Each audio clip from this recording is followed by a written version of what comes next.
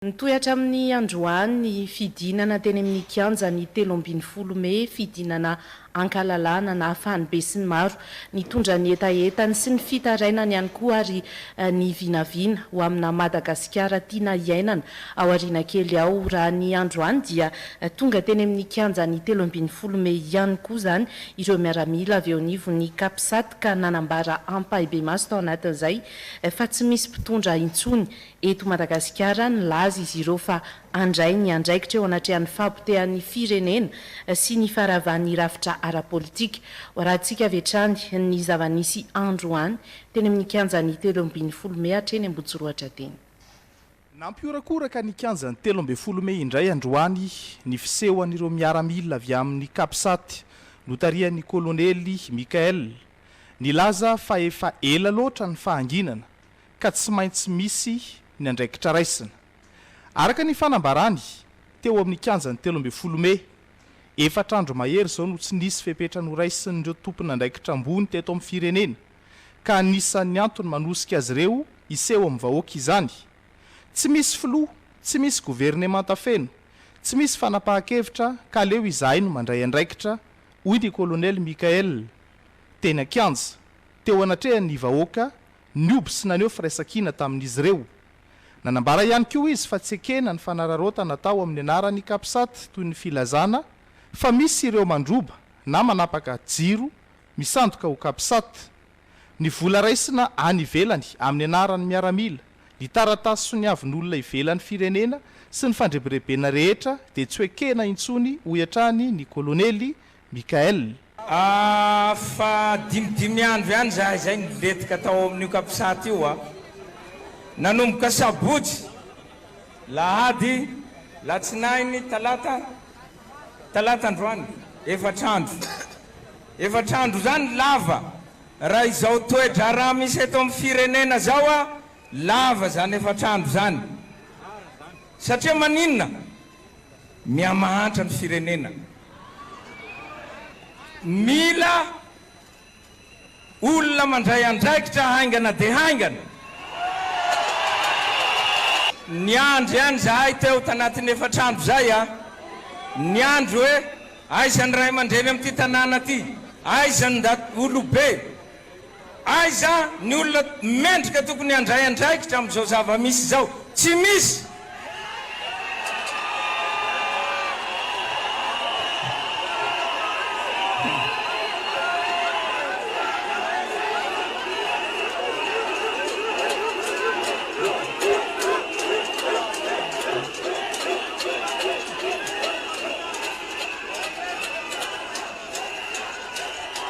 Zao zahany tany ho raisitsika sa tsy ho raisitsika ny andraikitra atsiteka mapesa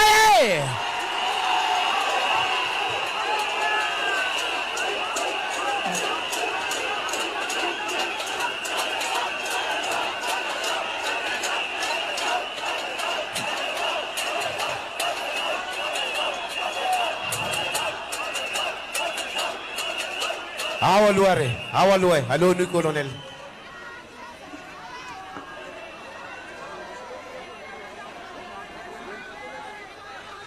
Kazawa lasa mahantra ny firenena ny aperta isan'andro ny vola tsy misy mila olona miasa ny zavatra misy eto filoham-pirenena tsy ao manasony taratasy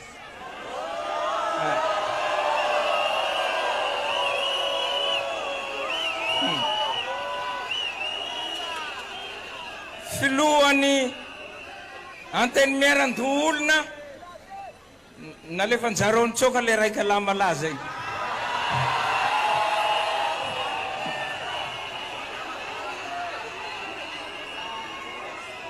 ny gouvernemanta telo ny ministrany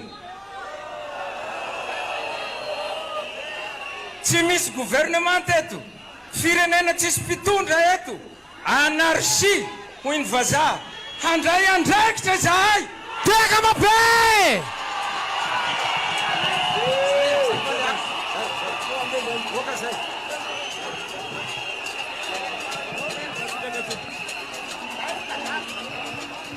ekela satsekela ekela satsekela.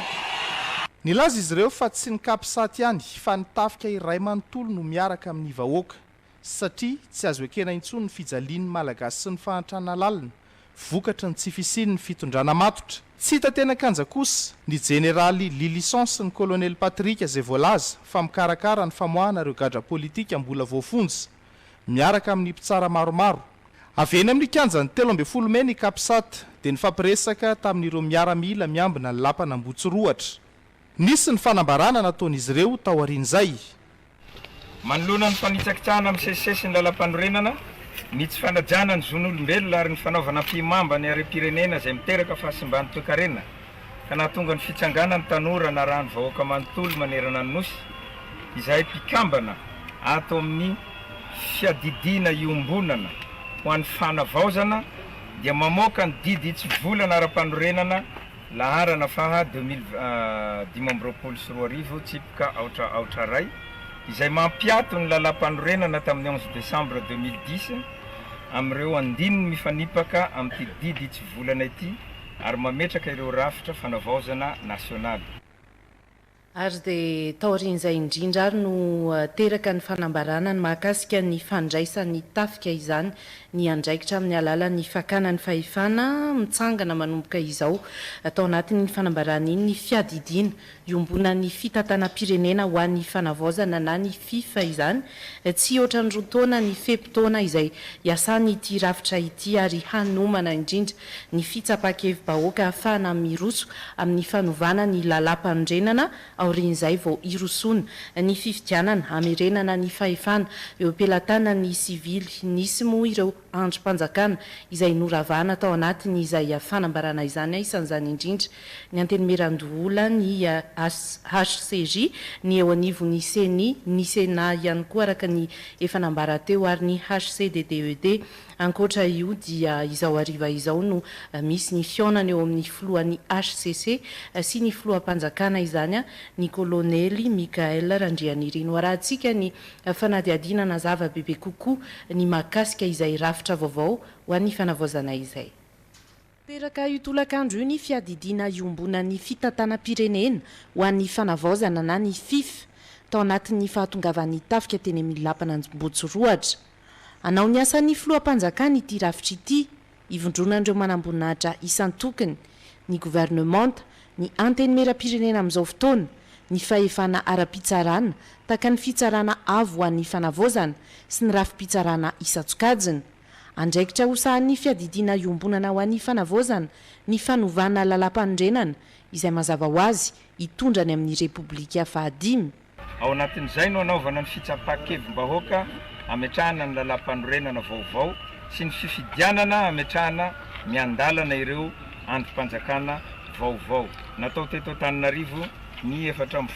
Oktobra 2024. Ny fahafahana mamerina ny fahefana eo ampelantanan'ny sivily amin'ny alalan'ny fifidianana madio no iraka goavana isan'ny andreketan'ity rafitra fiadidiana iombonana ho an'ny fanavaozana ity roa taona raha ela indrindra ny fepitaona ananany anatanterahana izany dingana akaiky indrindra andrasany ny fanendrena praiminisitra vaovao.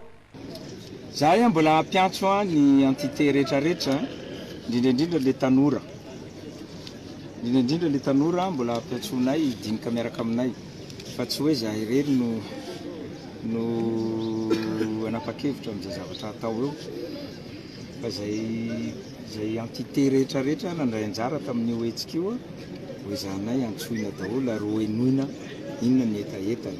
Zahay tsy olona mialatsiny mampiasa an'le teny vazaha hoe charlatan na be resaka mandainga ka hoe androany dia hovoavahanay daholo ny olana amin'ity firenena ity fa hiezaka zahay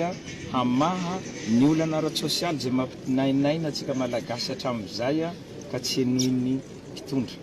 Androm-panjakana maromaro no noravainy ity rafitra vaovao ity androany tao anatin'ny fanambarana ny antenimera-pirenena ihany no nambaran'izy ireo fa manohy ny asany. izay ny amin'iny ary eto amin'ny plateau indrindra ny italeny famoana sady mpanao gazety moa mazava ho azy Jerry Edouard miara-banao ary androany isika iresaka mahakasika ireny fiazaka zany toetra raha politika ireny mbola maro ny olom-pirenena mbola tsy mahazo tsara ny tena zavantranga taoriny ny fanambarana teny Ambotsoroatra izay notarian'ny colonel Michael izany ankoatra izay ihany koa nandefa ny heviny ny HCC izay isan'ny hitako eto Ambanimaso eto moa ny nanekena izany ny fahabanga-toeran'ny toeran'ny filoham-pirenena inona no azo ambara aloha zany amin'ny ankapobeny raha jerena indray mandeha raha pirenena eto amintsika miaraba rindra tahiry ary miaraba antsika tsirairay avy any atokantrano any ihany koa eny miazakazaka indrindra ny raharam-pirenena apetrakatsika aloha ilay hodidina satria raha tamin'ny alina dia samy teto avokoa tsika ny andry ny kabary ny Andriamatoa Andry Rajoelina izay nandrasana fatratra zany ny amin'izay ametra-pialana ve satsia inona no zavatra ho ambarana moa zany reny ny arahantsika naheno reny moa zany ny azy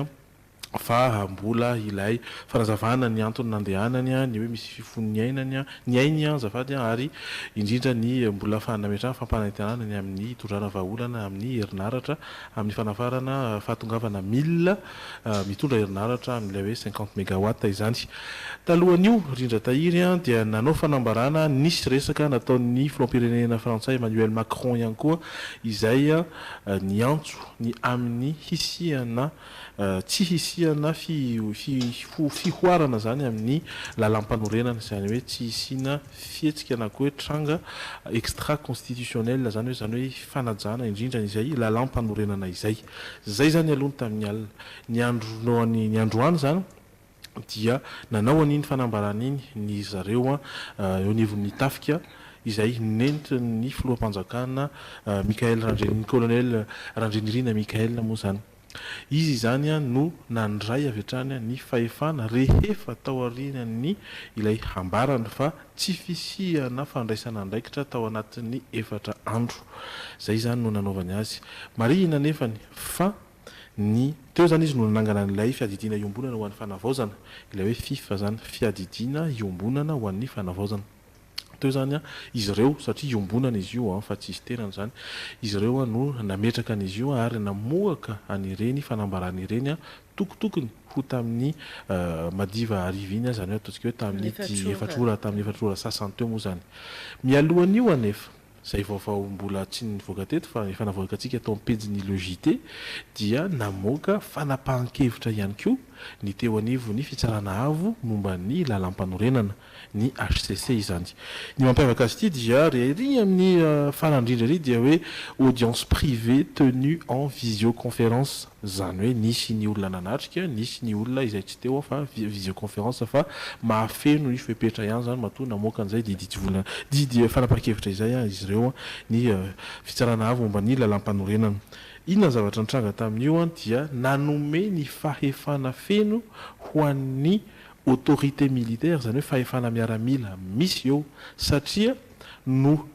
nozahana zay mihitsy ny disposition anatin'ny lalam-panorenana le hoe ny HCC ny fitsarana avy momba lalam-panorenana dia miconstaté zay le hoe mizaha miconstaté an'ilay fahabangana zay zany le hoe vacances de poste zany fahabangana ny toeran'ny filoham-pirenena zay filohan'ny république moa zany izy raha tena hoe raha isina arateny zany le ao anaty lalam-panorenana ao ny fitsarana avy momba lalam-panorenana dia mizaha zany izay fahabangana ny toeran'ny filohan'ny république izay manoloan'io indrindra zany hoe tsy eo ihany koa ny filohan'ny antemirandolo manoloa indrindra zany dia misy karazana hoe vide constitutionnel zany hoe fahabangana raha lalam-panorenana mihitsy zany manoloan'izay izany indrindra no namindrany ireo teo anivony fitsarana avy momba lalam-panorenana zany ny fahefana ho an'ny fahefana miaramila izay mipetraka eo izay soloany ny filoham-panjakana colonel Randrianirina Michael moa zany tena amin'izao fotoana izao eo zany tao andrinan'io nefany ny HCC dia nametraka tao anatin'io hoe invita ozy izy mbola tsisy teny gasy fa hoe miantso manentana invita ny hikarakarana tsy mandidy aloha zay mihitsy le hoe invita mantsy tsy mandidy izy zany fa miantso manentana ny fahefana izay mipetraka eo zany izay soloan'ny filoham-panjakana colonel Randriandrina Mikaela zany hoe hikarakara fifidianana ao anatin'ny 80 andro ary napetrany koa tao anatin'izay fa ao anatina considérant moa zany nametrahana an'io invitation io fa aty amin'ny tena hoe décision ilay fanapahan-kevitra zany de miteny izy hoe tsy afaka mandrava ny androm-panjakana misy ity fahefana ity eo amin'izay anefany no mifamaofao ny zava-misy inona zany misy amin'izao fotoan'izao zany hoe ny fiadidina iombona nanao an'ny fanavaozana nanao an'ny fanambarana nandraviny ny aty amin'ny fitaranavombanam-panorenana nametraka niny hoe tsy mahazo mandrava iny zany eo indrindra no somary mifamaofao inona zany tsy hoe vaolana fa inona zava-misy satria tsika tsy mametraka vaolana moa zany fa amin'izao orantenenantsika izao dia mifanantona ny fitsarana momba lalam-panorenana sy ny fiadidina iombonana ho an'ny fanavaozana ary dia ho arahantsika eo ny tohiny izay zany ho ambarantsika eto moa zany ny tohiny izay